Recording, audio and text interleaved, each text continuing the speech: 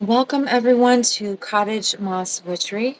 My name is Star, and welcome to the channel. Welcome to today's topic. So today we're going to cover Kitchen Witchery 101, what it is, what it isn't, and why it's a actual path of devotion. So welcome in.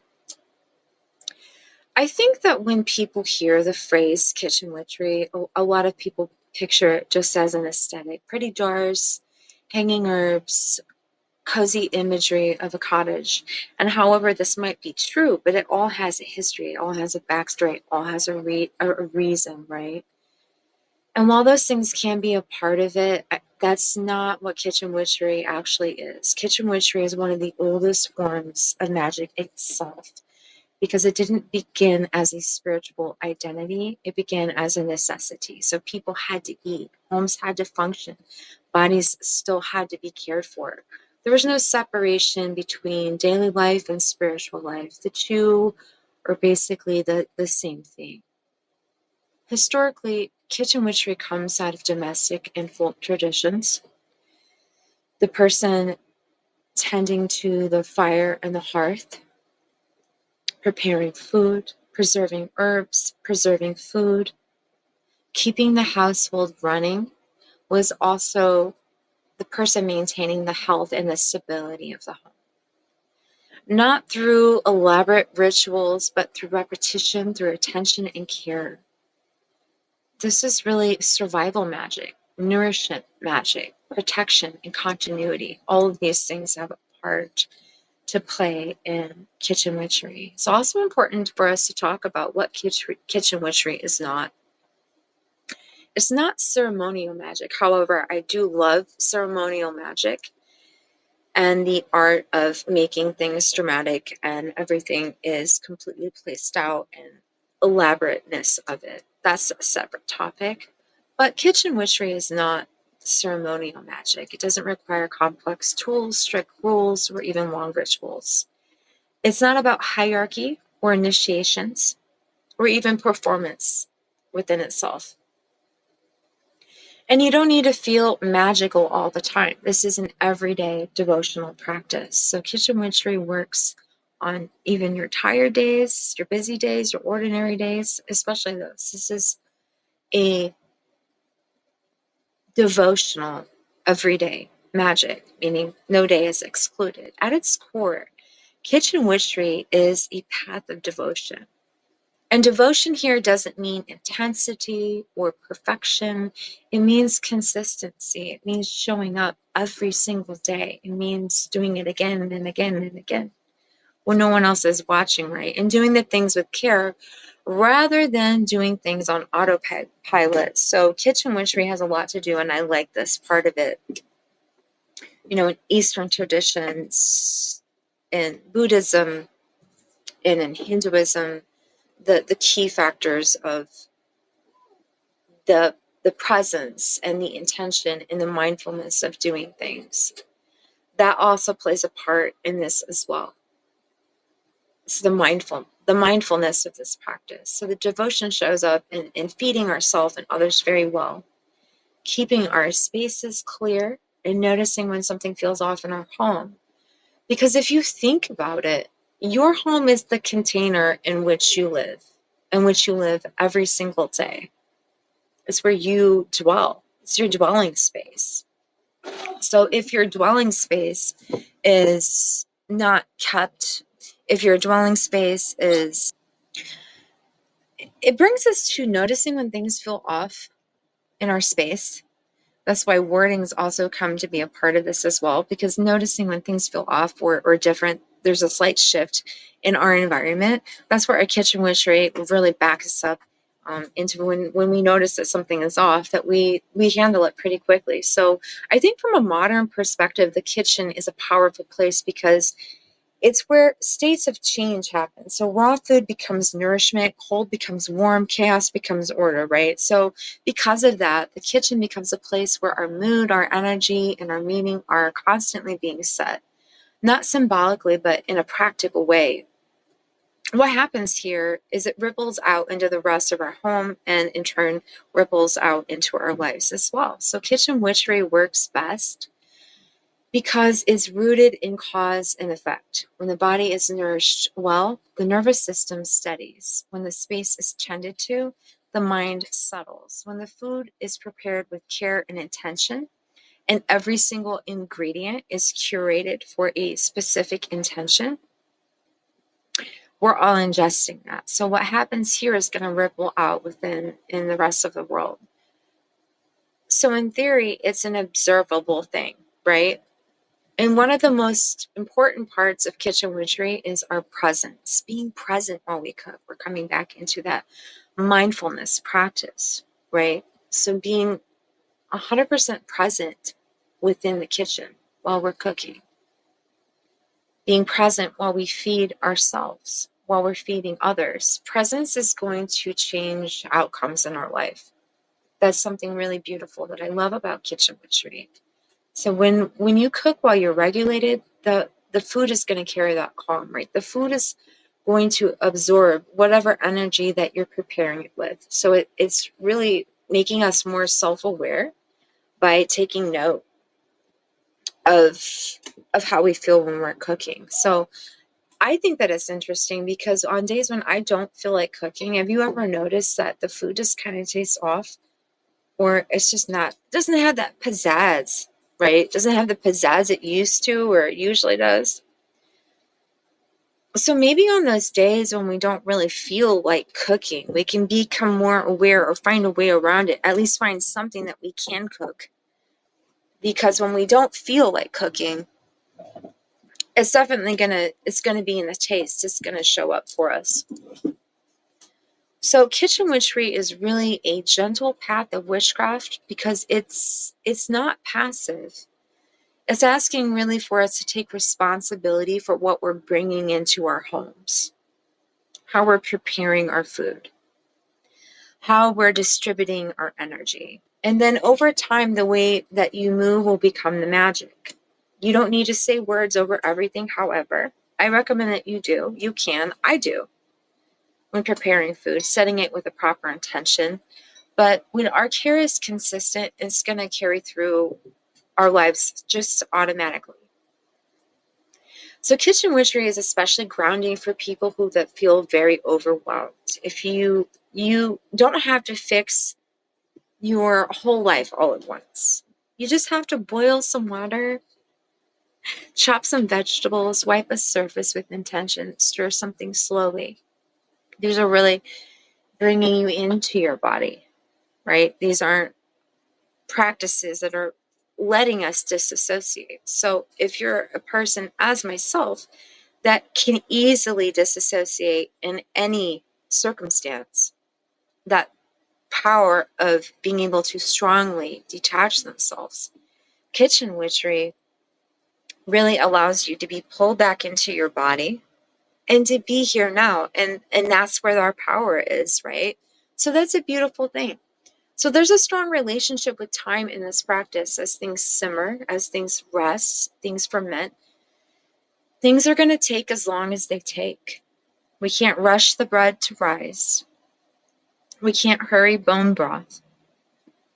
And living in this way really gently retrains us how to have a different approach to everything in life. This path, I feel, is more rooted in the body. It's asking us to ask honest questions. How does this food feel after I eat it? Does this space support me or does it exhaust me? And what changes do I need to make for it to feel supportive so I don't feel exhausted, so the family isn't arguing as much, or there's more harmony happening, right? It puts us in a very sensitive state where we can take notice of things and then we can take action on them. Kitchen witchery also carries a very old memory as well. We're talking old family recipes, family habits, ways of living that has been passed down through kitchens long ago. And since this practice has survived, as long as a kitchen has existed, there's been a kitchen witch. Also, it comes with discernment. Not everything needs to be kept. Not every tradition fits our lives now.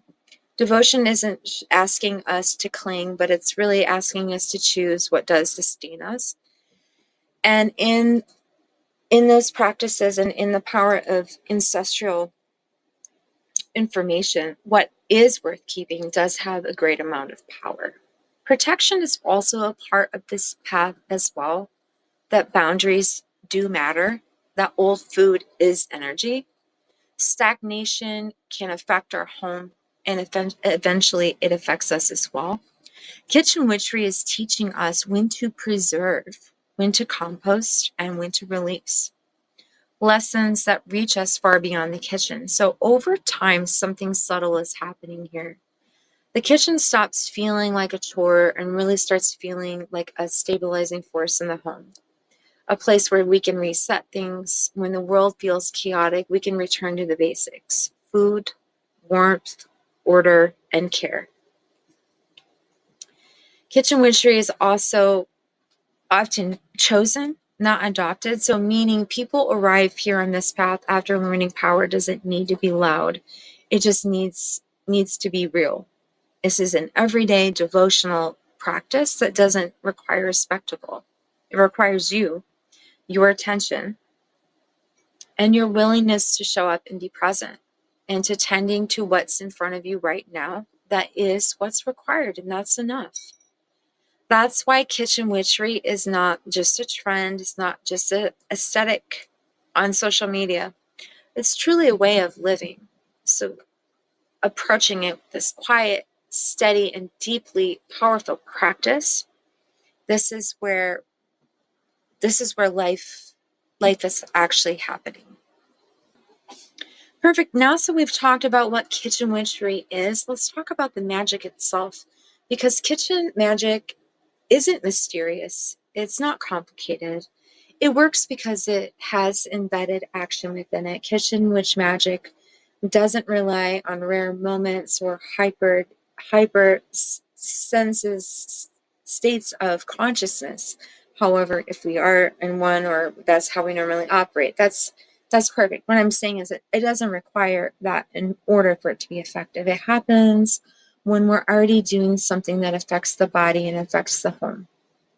So that's important, because magic sticks best when it's tied to real world outcomes. Kitchen witch magic starts with regulation, not intention. Before any spell or charm or working actually begins to take form and land, our body has to be settled. When your nervous system is calm, your focus is clear, your movements are steady, and your choices are intentional. This is why kitchen magic involves warmth, rhythm, and repetition. Hot drink, a slow stir, a simmer instead of a rush. These actions bring our body into a receptive state, and that's really where the magic begins to take hold. Another layer worth mentioning is magic of repetition. Kitchen magic is rarely a one-time spell. It's the same tea every morning, the same soup when someone's sick, the same way you clean the counters at night. Each repetition really enforces the same energetic message. And of course, you can tweak that by changing your recipe of your floor washes or your counter washes and things like that. But there's a lot of power involved in repetition. Small actions that are done consistently are more powerful than the dramatic rituals that are only done once. The third layer here worth mentioning is seeing our ingredients as allies and not as symbols. So we're actually working with the spirit of our herbs, plants, and foods, whether it's fruits, vegetables, grains, so on and so forth. So in kitchen magic, ingredients are not just correspondences. They have a behavior, they have a spirit, they have a presence of their own. Salt preserves and protects. Garlic fortifies and draws the lines. Honey softens and binds. Lemon clears heaviness.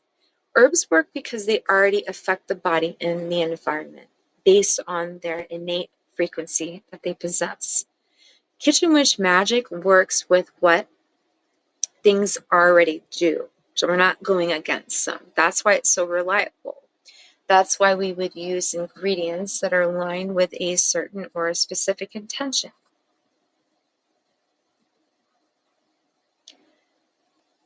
I also feel that kitchen witchery magic is a form of protection magic, but it is very quiet. Protection in the kitchen is going to look like fresh food instead of old or faded food, clean water instead of stagnation, clean surfaces instead of clutter, and regular regulated meals instead of chaotic graze type eating behavior. A nourished body with an orderly kitchen are way harder to destabilize. This kind of protection doesn't create fear, it actually reduces our vulnerability. Kitchen witch magic also works through timing. Things that are simmered cannot be rushed. Things that ferment take patience. Things that rest develop depth. So there's a lot of things that our practice can actually teach us about life. It's a reflection, it's a mirror.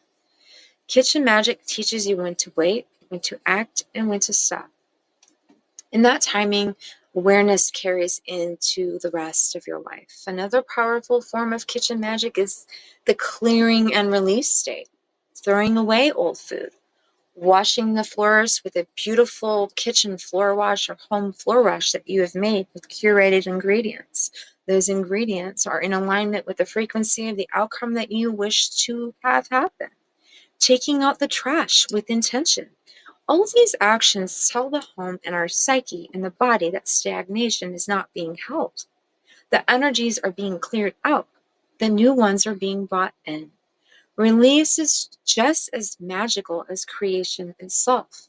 So kitchen witch magic doesn't require a whole lot of words. However, I do encourage you incorporate them because abracadabra, as I speak, so shall I create. So we are going to be using words here, making sure that they're simple and effective. So over time, this magic is really just going to become automatic to you. When you stop overthinking in terms of spells, you just start living in that rhythm. The kitchen really just begins to regulate the home all on its own. The routines become the magic, and when kitchen witchery shifts from something that you're doing to something that you're actually living. It's not flashy, it's not dramatic, doesn't ask for a whole lot of belief other than believing and knowing that the plants and herbs and foods that you're working with, that their frequencies are going to, once you speak to their frequency itself and you program them and you let them know, this is friend, this is what I need your help with, believing and knowing that that is going to come to be. And before we come to a close on today's quick Kitchen Witchery 101 video, there's one more really important thing that I really wanted to talk about within the kitchen and within kitchen magic. And it's how ingredients are actually activated and how you're going to work with them to do the work for you. So because kitchen witchery, we're not forcing magic to happen. We're essentially just creating conditions where the ingredients already know what to do. Ingredients don't need to be convinced.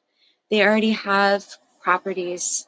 They already have energies. They already have frequencies that are going to create the effects. For example, salt preserves, heat transforms, herbs interact with the body, water carries and distributes, and also holds memory. So kitchen witch magic really begins when we stop treating our ingredients as they're just some sort of symbol, and we treat them as friends, and we treat them as collaborators. Activation doesn't mean saying perfect words. It does start with intention and a interaction with your energy as you interact with its energy. So like when you wash it, when you cut your ingredients, when you add it at the right moment instead of rushing, this is activation because timing does matter. Order matters, temperature matters. Those physical choices are the magic. The same principle applies energetically. You don't overpower ingredients, you listen to them. Another important part of activation is the state that you're in while you're working with them. So if you're tense, if you're rushed or overwhelmed, that tension moves through your hands and into the process of the magic. It doesn't mean stop cooking when you're tired. It just means slowing down just enough to be present. A few deep breaths, a softer grip, and a slower stir. Kitchen witch magic is subtle because it's meant to integrate, not overwhelm you. So don't hover, don't micromanage, don't keep trying to add more magic. Let the heat do its job. Let the herbs do what it needs to do. Let the nourishment enter the body and take its effect. So it really understands that transformation takes time and that pushing you can usually break things or actually create a resistance. So allowing is part of the devotion as you prepare, as you tend, and then you let the work unfold. You stop trying to control outcomes and start focusing on the conditions and being receptive and having that faith and trust and knowing that it will come to be. Also recognizing that we are not necessarily the key focal and the source of magic. There's many components, but we are the steward of magic. We are the guide, we're the preparer, we tend to it. And we also tend to the ingredients, the food, the herbs, the heat, the water, all the rest does the work. That's why this path is so steady and nourishing, and that's why it lasts. So as we close this Kitchen Witchery Quick 101, remember this. You don't need to do more. You don't need to add more complexity, and you don't need to force your magic to happen. You just need to slow down enough to let what's already there to work with you. That is Kitchen Witch magic. It's quiet, it's reliable, and deeply alive. I hope you all have enjoyed this quick Kitchen Witch 101 here at Cottage Moss Witchery. Again, my name is Star. I hope this video has found you well, and I will be speaking with you soon.